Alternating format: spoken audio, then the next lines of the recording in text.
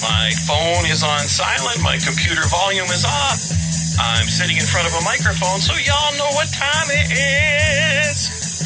Y'all know what time it is. Okay. Hello, everyone. Hope you had a good week.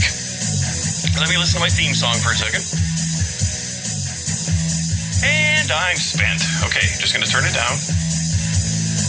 How's everybody doing? I hope you had a good week. I DJ'd a wedding on Saturday. I was very nervous about it last week, but it went well. Went very well, in fact. What else is going on? I'm super busy with the boxing. I can't believe how busy I am with boxing. There was a fight on the weekend, Deontay Wilder and Tyson Fury. That was just amazing. If you don't like boxing, watch that fight. You will by the end. 5 knockdowns. Terrific fight. I'm not going to tell you one. But it's a terrific heavyweight fight, and every second of the fight, you're aware that one punch could end everything or change the fight completely at any second. And it's just so exciting. It just reminded me why I like that. I know it's brutal. Keep it to your fucking self. I don't want to hear it. So I've been thinking about perspectives and how come society looks at one thing one way and another thing another, and what are the rules of that? And so I just wanted to give you a situation, and maybe you can, I don't know, figure out what you think about it, or shoot me an email if you have to, but don't call. Don't fucking call me, please. I fucking hate getting calls.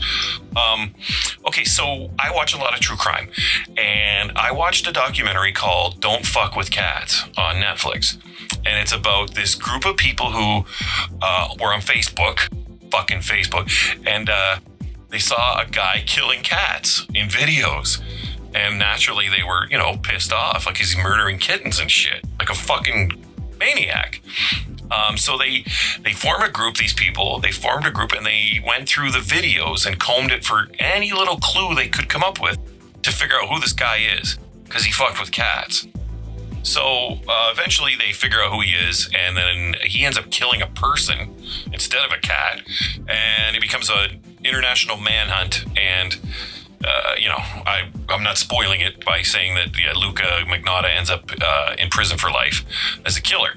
But Canada, that would be like 18 minutes. But anyway, he's a killer. They catch him. But along the way, the group mentions that they incorrectly identified a man as the suspect at first, and that man became subject to so much harassment he killed himself. And they just mention it like, oh yeah, and then we went to McDonald's, and then we went to, like, it's just mentioned in passing. And Luca, the supposed killer, he only kills one person. And these supposed heroes, this group of Facebook internet detectives, they kill one person. It's fucking even. By the end of Don't Fuck with Cats, the score is 1-1. Hero and villain have both killed one fucking person. But everybody people, that group is just getting a pass for harassing a man to death for some reason. But then you look at like Tiger King and Carole Baskin. And during the story of Joe Exotic, she happened to mention that she's got some details in her past. A missing husband. And Carole didn't get a fucking pass on that one. We wrote songs, we made dances. Every fucking meme was Carole Baskin killed her husband. Carole didn't get a pass. These people that bullied a guy to death looking for a cat killer, they got a pass. I'm not sure what the rules are or why that is. It's a strange phenomenon with people too, when you look at something every day and then one day you just realize, wait a minute. And then the picture changes and you see more than what you've been allowing yourself to see. It happened with Hannibal Buress and his joke about Bill Cosby. All of a sudden the entire world just went, wait a minute. Dr. Huxtable's a fucking rapist. And then perspective changed, perceptions changed. The entire world changed their view on the man who was a beloved. He was everybody's dad in the 80s. So I'm just wondering why that group got a pass for killing a guy when Luca, the whole story was about a guy how terrible it was that a guy killed another guy. And it is terrible, but I don't know. Anyway, I'm rambling. I'm going to read you another story from my book. I've had people that know they're going to be in the book request that I write about them and read it on my show. So I'm doing these things with permission, these stories. I don't know how long this one's going to go. So I'm going to read until, I'm just going to read until, I think the time's up. And then maybe we'll continue it later, or maybe I'll get it done. I don't know. I also wanted to talk about spirituality, kind of. I'm not religious or anything, but I did want to give my my whole religion rundown and the way I see things. I guess maybe I'll do that next week. I don't know. Let me ask God if it's okay if we wait till next week. Hold on. God, is it all right if we wait till next week? All right, he's not answering. Oh, but my phone started ringing. Hold on. Hello? Yeah? I didn't hear anything. Did he? How do you know? Oh, okay. I thought you were God, but yeah, okay, I'll go tell your brother not to throw his fucking video game controller. I'm recording my podcast right now, and I'm talking about God, and I asked God for a sign, and the phone rang as soon as I did, and it was you. But it's okay. Just not God. All right, talk to you soon. Bye. Sorry. Two teenage boys I live with, and they bicker a lot and fight. And the one has a temper, and sometimes will hit a wall or smash something of his in frustration. So, anyway. So I've got this story for my book. I asked God for a sign, and he sent me a teenage boy. So, we'll wait till next week for the God talk. So without further ado, let's go back to the early 90s in Windsor, Ontario, shall we? All right, let's do that. Okay, hello everyone. I'm going to read another story from my upcoming book. I hope you enjoy it. It's going to be just like all the other ones, though. Not safe for work, not for kids, okay? The life stories from the life well lived. Let's call it that. And then get your kids out of the fucking room. All right. Here we go. My Mustang was stolen by a couple guys from town I knew. I passed out at a party, and they jumped in and took it to Pelee Island, the largest island in Lake Erie and the southernmost populated point in Canada. You can only reach the island by car-carrying ferry. They must have got over there and got wasted again and treated my beloved car like it was a smash-up derby.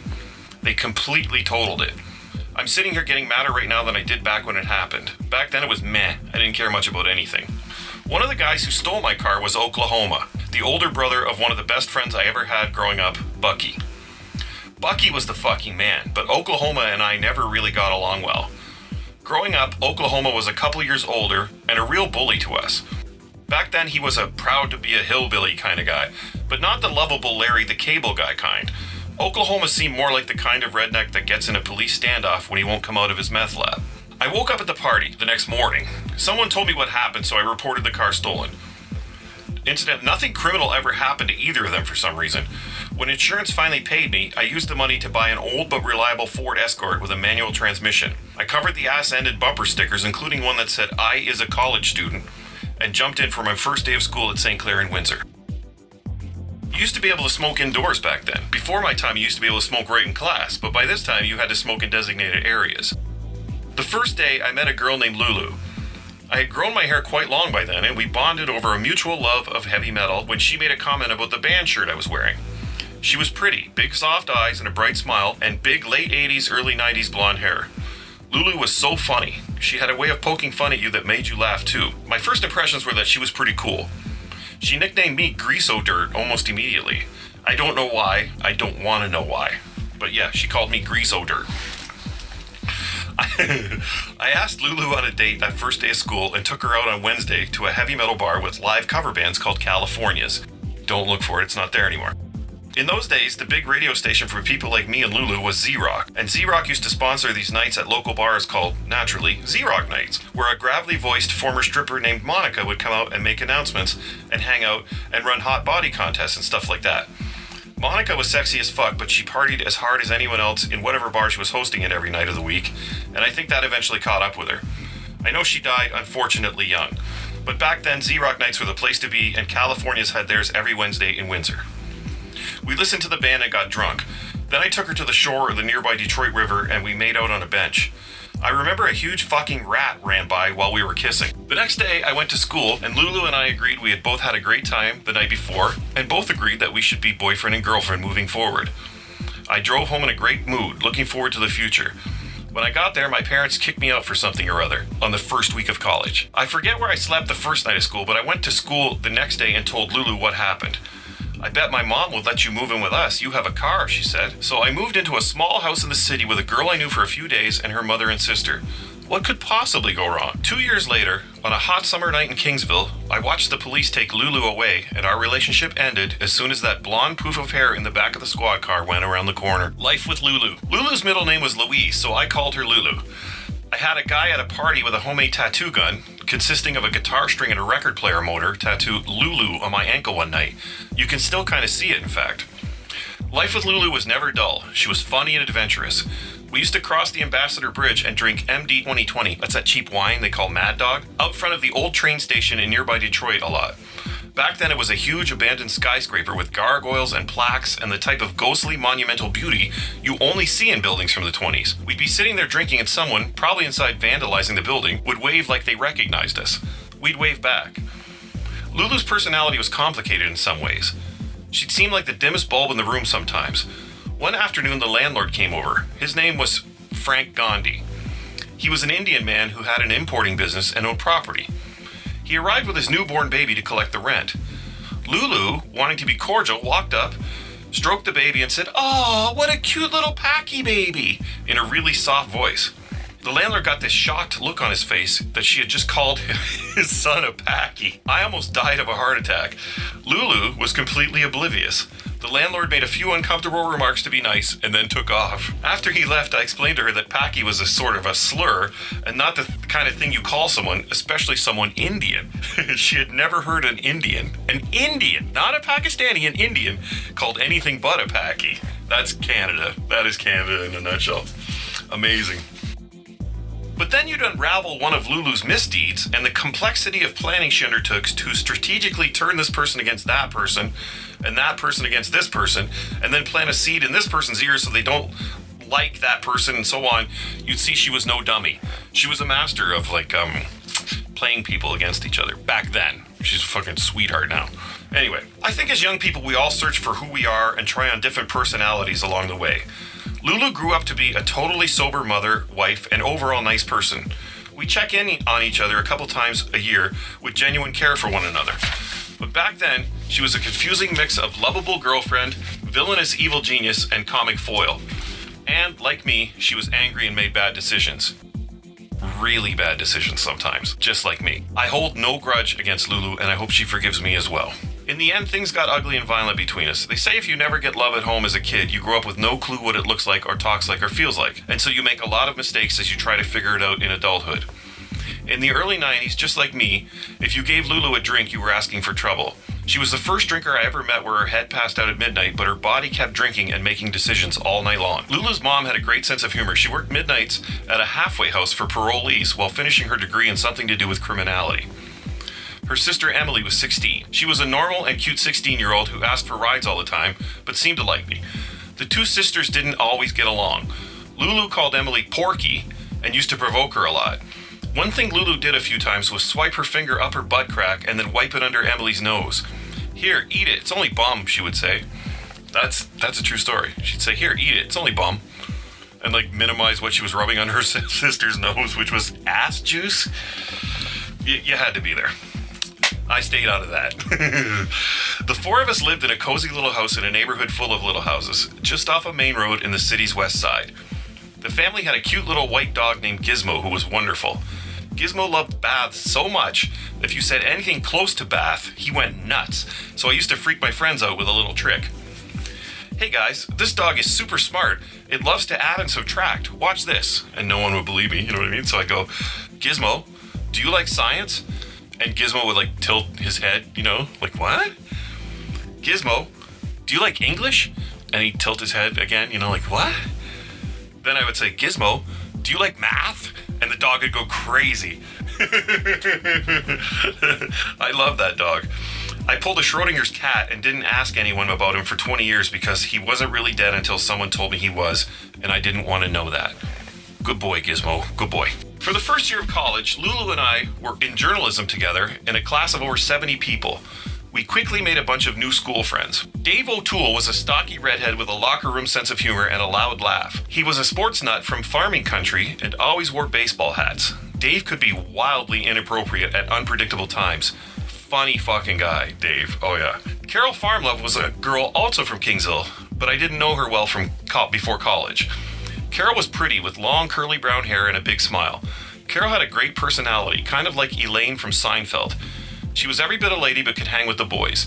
You could tell Carole anything and she would just laugh. She smoked like a chimney. Her car smelled like the lab where they invented cigarettes. I wrote that and now I'm laughing at what I wrote. Carole did a 180 after college and became a Trump-loving teacher with short Karen hair. We don't talk anymore. Those two became my closest school friends.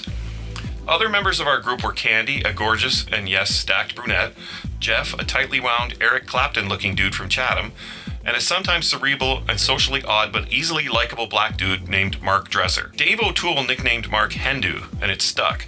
That is apparently a baseball reference to a player he resembled. There was also Jessica, a pretty and tall blonde who later became a nurse. I don't really remember much more about her. She was cool though. And lastly, there was Alan White, aka Poof. Poof was a sight to behold. He was a baby-faced, chubby kid with a giant messy poof of long, red, wavy hair that often stood straight up like Einstein's. He had that pale and freckled ginger complexion that turns red all the time. When you picture him, think Krusty the Clown meets Chris Farley. Poof was from the Windsor equivalent of the Projects. He dressed slovenly in ill-fitting secondhand jeans frayed at the bottom and torn Salvation Army t-shirts that were too tight and often rode up to show his big pink belly. And to go with his unusual look, Poof had a cartoonishly goofy laugh you couldn't miss because he was always laughing, often because he was baked out of his brain. Poof was the kind of guy you couldn't take your eyes off. He quickly became our group mascot, if you will. Poof had a cousin who also went to college. He was thin, had black hair and a mustache. One time we tried to get Poof into a Halloween party at a bar using his cousin's ID. The girls dyed Poof's hair black and put a fake mustache on him and tried to dress him in slimming clothes. Trying to tame that giant red Poof to make it look more like a normal person's hair didn't fucking work. He looked even more odd. By the time we got to the bar, he was so drunk the mustache was hanging half off and his red hair was starting to reconquer the black hair dye. Of course he didn't fucking get in, but man, it was funny trying. One night I was partying with the crew and I came up with the idea to go to a nightclub. Not a heavy metal bar, a nightclub with lights and people who dance, I said. We were sitting at a table partying and having good-natured fun. Everybody was friendly to us and nobody got stupid or said anything rude to anyone. It was a good night at first, but wouldn't you know it, Donkey. Remember the story I told about Donkey in episode 2? The male dancer with the giant schlong? Donkey was there. I don't know how the fuck, but I recognized him. Anyway, okay. Wouldn't you know it, Donkey, the dancer with the giant schlong I met on spaghetti wrestling night at the gay bar was there, and I recognized him. He said he had the night off work, so that's why he was hanging around the dance club. You guys, this guy has a dick the size of a fire hydrant, I drunkenly yelled to the group while pointing at it through his pants. Lulu, ask to see his dick. You're not going to believe the size of it, I said. We kept drinking and having fun. At some point, Lulu left the table. I figured she was in the bathroom or talking. I wasn't the jealous type, so I just kept having fun. Some time went by, and finally someone asked, "Hey, where's Lulu?" I had no idea. I looked everywhere in the bar for her. I even went in the bathroom in case she was doing a bump with new friends. Nope. I checked the pool tables, I checked the strobe light dance floor. Still no Lulu.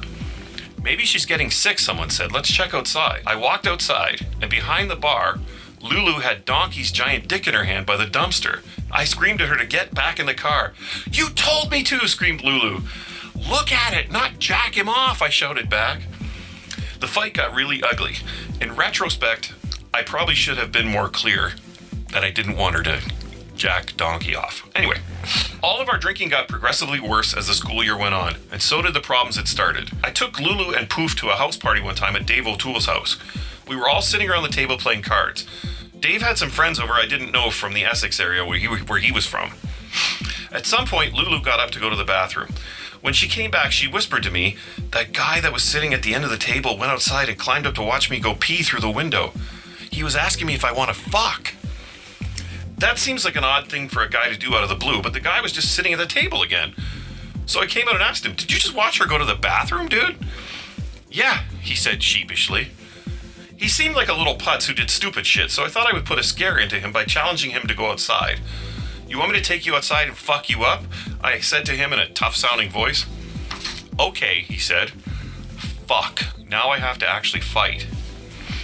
I was riding a bit of a tough guy rep at St. Clair because I had knocked out a weightlifter guy at a floor hockey game. I took the puck from this moose and he got mad and hacked me over the ankle. I turned around to see what was going on and why he did that, and he started toward me like he was going to attack. Reflexively, I threw a left hook, caught him in the face. Everybody broke us up. The referee kicked us both out of the game and told us to go to the change rooms. I just got attacked by fucking Lou Ferrigno, and now he wants us to go into a room made of cement together alone. Fuck! I got in the room and the guy comes in with a crowd, and he's got this look on his face like, "I've got you now." He came toward me again, so I threw another left hook, and this one knocked him out cold. I started towards him to put a beating on him, and one of his friends grabbed my long hair and dragged me out of the change room by it.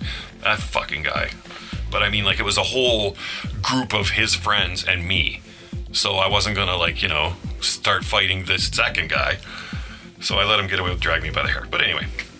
I wasn't going to fight his whole crew, so I just left. But that incident gave me a tough guy image to all my friends that watched it happen. So I'm at this party and I'm going to fight the PP Bandit. I go outside in the backyard and this guy was nowhere to be found. I thought maybe he left.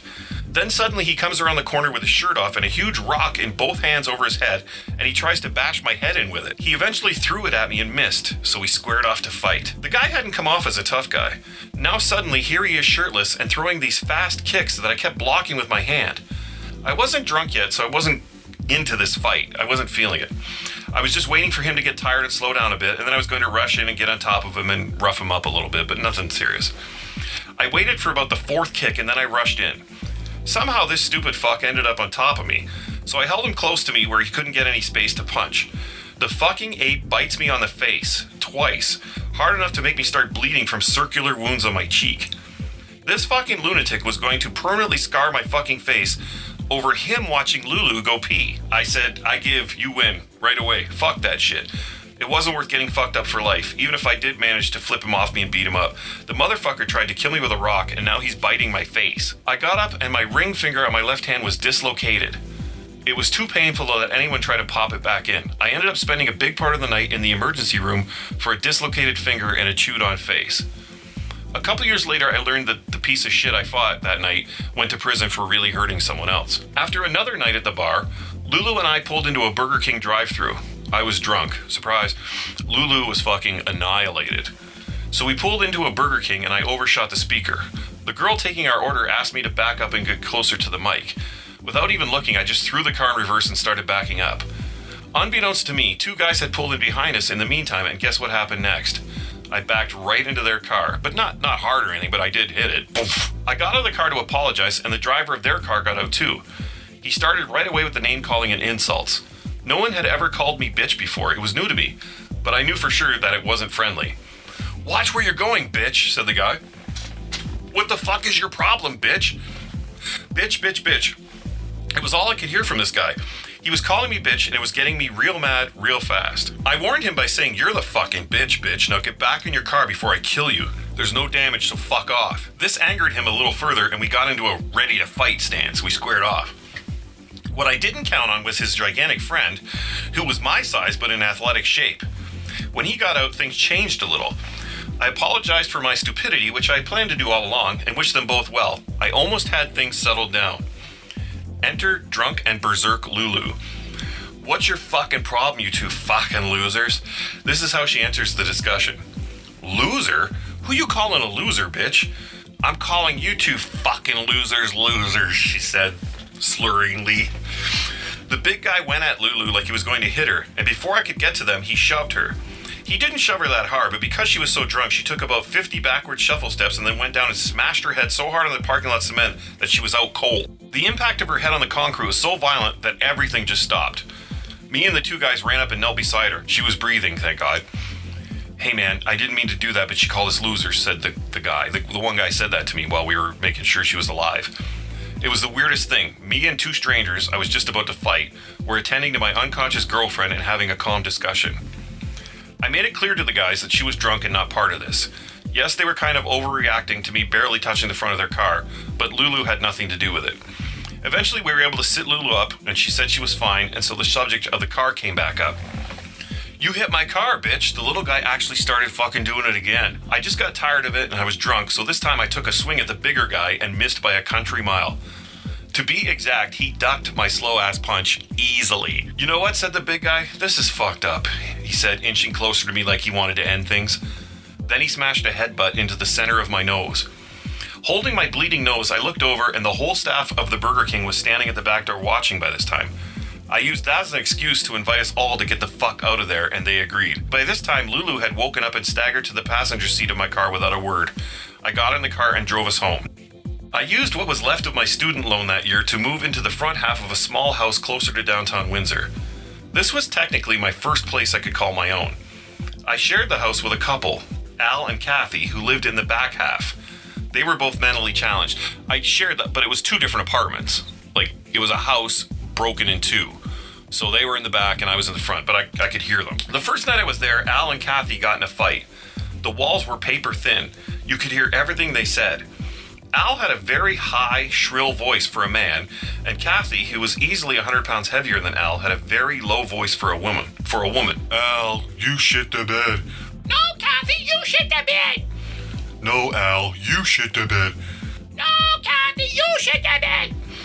That's all they said back and forth for about 5 minutes, probably because neither could think of any supporting evidence. They had obviously found an errant turd in their bed, and neither wanted to take credit for it.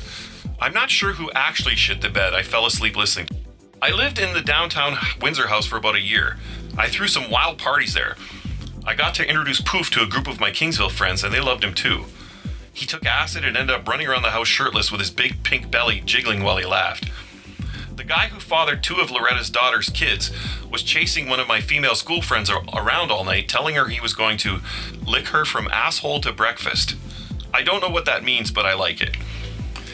The fun there came to an end when one day after school, I pulled up to my house and the whole place was engulfed in flames. I was always the type that didn't get hysterical in a crisis. I don't. I get really calm and focused. I got out of the car and asked a cop what happened, and he said, I don't know, looks like arson. Why? Who are you? I told him that I lived there, and right away I could tell that he suspected me of burning the place down. Would you come with me, sir? He said. He pulled me into his car and started asking me questions. First general information and then more specific stuff about my whereabouts and so forth. I remember I stopped him when he started obviously trying to get me to slip up and implicate myself. Look, officer, I know I don't seem like someone who has just lost everything, but I assure you, I had nothing to do with this, and there are several people who can verify that I was nowhere near here all day. That seemed to settle him down a bit. Cops can tell things like that if you're telling the truth or not. You could see that this cop looked at my face and he knew I wasn't involved. At the time, I was really bumming out because I had lost everything right down to every stitch of clothing. It turned out I was covered under my parents' home insurance, but I didn't find that out for a few days. I remember when I found out I was covered, I went with an insurance adjuster, and we went to the burned out shell of the house, and there really wasn't anything recognizable left in there. He told me I had up to $10,000 coverage, and I should itemize everything I had in there along with the price. I didn't own squat. I was a student with no job, not even any plans to ever work. I had nothing but junk. That's what makes the list I compiled so funny. Laser disc player, 500, stereo system, 800, etc. I listed all this stuff I never owned to get more money out of the insurance. Allegedly. The house was a pile of rubble. No one could say for sure what was or wasn't in there. It worked. Well, sort of. I got about $3,000 when they totaled up everything I listed and then put a depreciated value. I blew it all on nothing and went to live with the infamous Hindu, his mother, his sister, and his cousin in a townhouse, virtually in Lulu's backyard in West Windsor. Out my bedroom window, I could literally see Lulu's backyard. So about a month later, I'm settling into the role of complete loser who owns nothing and lives at his friend's house when I get a call from this cop.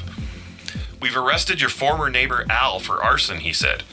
It turned out that the paperboy had come to collect at my house that day, and he saw Al in my house with my bottle of rubbing alcohol in his hands. Apparently, Al had turned on all the burners on the stove to maximum and set a bunch of stuff on fire at once to make sure it burned all the way to the ground. I should have known he was up to something. Shortly before the fire, things were going missing from my house. I'd noticed my Terminator movie was missing, and then I'd hear Al watching the Terminator. Duh. I need to trust less. I had to go to testify at Al's trial. Unlike the American court shows we watch, in Canada, lawyers are not allowed to ask witnesses direct questions. They have to say things like, "Could I suggest to you that maybe?" Or, "I'm going to put it to you that..." It's so dumb. And they wear like these colonial robes. It's Canada. Knock it off. I remember I was sitting in the lobby outside the court when this big fat lady sitting on a stone bench let a huge fart rip. That's true. That happened. It echoed, and that made her laugh. She was rolling around on the bench while everyone around her stared. She was probably a friend of Al and Kathy. "No, lady, you shit the bench." They called me to the stand, and in the courtroom I walked, was sworn in, and took the stand. "I'm going to put it to you that you had a bottle of rubbing alcohol in the living room, Mr. Courtomage. And I'm going to further suggest that you smoke and you left a cigarette burning in your ashtray when you left for work," said the lawyer, the prosecutor dude. The defense dude. "No, that's not possible," I said. "How so?" "I didn't have any cigarettes that day. In fact, I drove across the city to get a cigarette off a friend I remember." In his lawyer talk, the lawyer asked me why I didn't just go buy a pack of cigarettes. "I'm not a lawyer. I don't have any money," I said with a completely straight face. A full minute of uproarious laughter. No kidding. I killed in court. Thanks a lot. I'll be here all week. Try the veal. That really happened. He asked me why I didn't buy a pack of smokes if I didn't have cigarettes, and I said, "I'm not a lawyer. I don't have money." Anyway, I finished my testimony and they let me go. I heard Al was found not guilty. I don't know how that would have happened. He was seen in my house with flammable liquid in his hands minutes before a fire, for God's sake. I saw Al at a Windsor Spitfire hockey game years later and was tempted to smash his head in. But what if I hit him so hard I reversed the brain damage and his brain suddenly clicked on? Then he'd win the who shit the bed argument with Kathy. For sure. All right, I'm going to stop it there. We've got a lot left. So we'll make this a two-parter or three-parter. But yeah, I hope you enjoyed the story. So we're going to call it for this week. I got to read. Hold on. Fucking wrote this up. This is so unprofessional.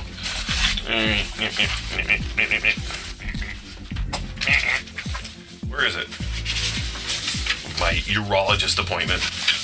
Oh, I love being 50. Okay, where the fuck is it?